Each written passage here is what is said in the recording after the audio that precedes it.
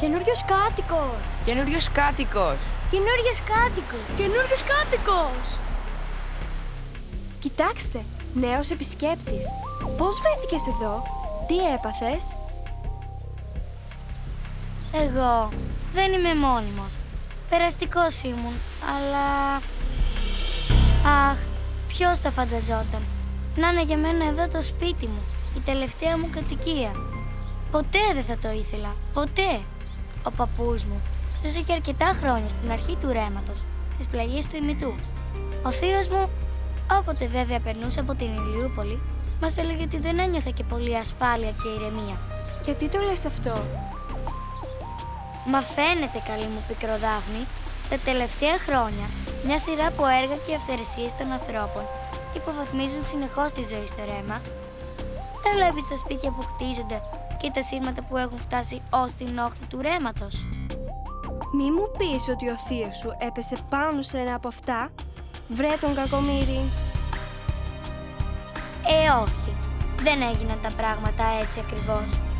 Η θεία μου βέβαια, για να μην πάθει τίποτε κακό, συνήθως όταν ερχόταν στα μέρη μας, προτιμούσε να ζει στις εκβολές του ρέματος, στον άλυμο. Όσο για μας τα ξαδέρφια, σε άλλα μας αρέσει να περνάμε από τον Άγιο Δημήτριο και σε άλλα από το Παλαιό Φάληρο.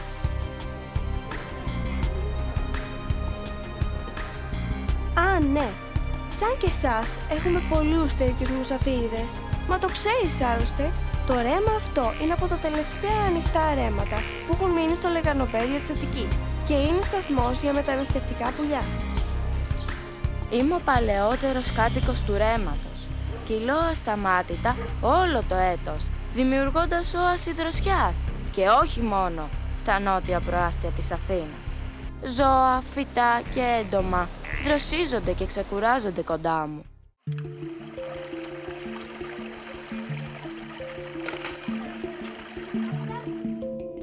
Για να μην μιλάς μόνος, δεν βγαίνεις από εκεί που είσαι για να τα πούμε. Δεν είμαι πανέμορφη, ούτε τόσο σκληρή. Ξέρω να ακούω και να βοηθώ.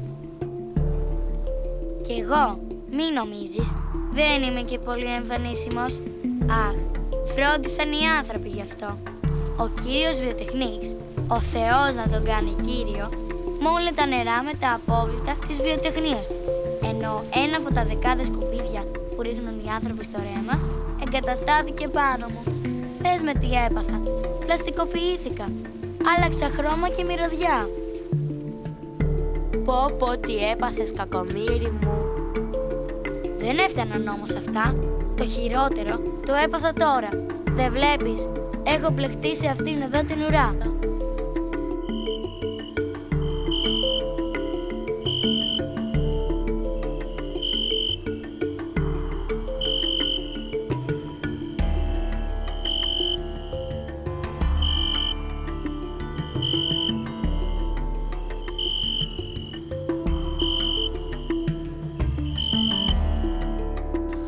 Έμαθα από τους καλαμιώνες, είναι πάντα πολύ ενημερωμένοι, πως όχι μόνο ξεσπιτώθηκες και μεταλλάχθηκες, αλλά και τσουρουφλίστηκες.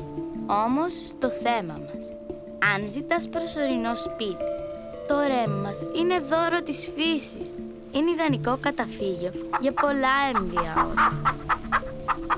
Οι άνθρωποι όμως ή δεν τα εκτιμούν ή τα αγνοούν. Θεωρούν ότι τα ρέματα υπάρχουν μόνο για να δέχονται τα νερά της βροχής ή τα απόβλητά του. Έμαθα μάλιστα πως σχεδιάζουν με κάτι μεγάλους αγωγούς από την Ηλιούπολη να μας ρίξουν κι άλλα νερά.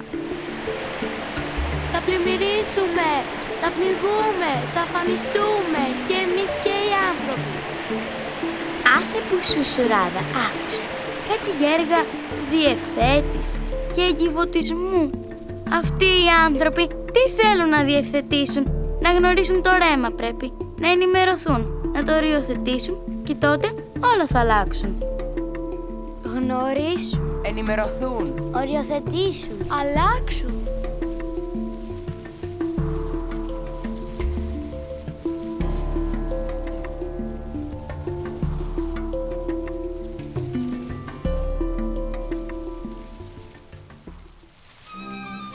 Περίεργος είσαι, μωρέ αδερφέ μου. Βγες έξω να τα πούμε, αφού όλοι ξέρουμε το πρόβλημά σου. Μην επιμένεις. Πρέπει να ξεμπλέξω. Αλλά πώς? Μην απογοητεύεσαι, φίλε μου. Κι εγώ είχα βρεθεί κάποτε σε δύσκολη θέση. Οι άνθρωποι έχτισαν το σπίτι τους πάνω στο δικό μου. Η οικογένειά μου, τα γυρινόπουλά μου. Όλα χάθηκαν. Αλλά ξέχασα. Εμείς δεν έχουμε αξία όσο οι άνθρωποι.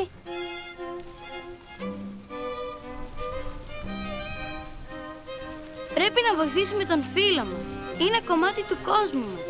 Να το μάθουν όλοι. Να το μάθουν όλοι. Να βοηθήσουν. Να βοηθήσουν. Το βρήκα. Εγώ θα το μουρμουρίσω στο φίλο μου το Βατραχάκι.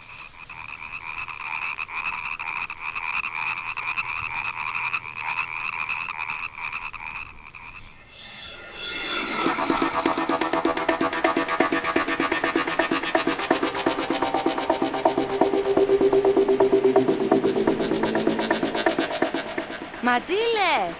Τότε πρέπει να βιαστούμε. Άστο σε μένα. Βρήκα τον τρόπο.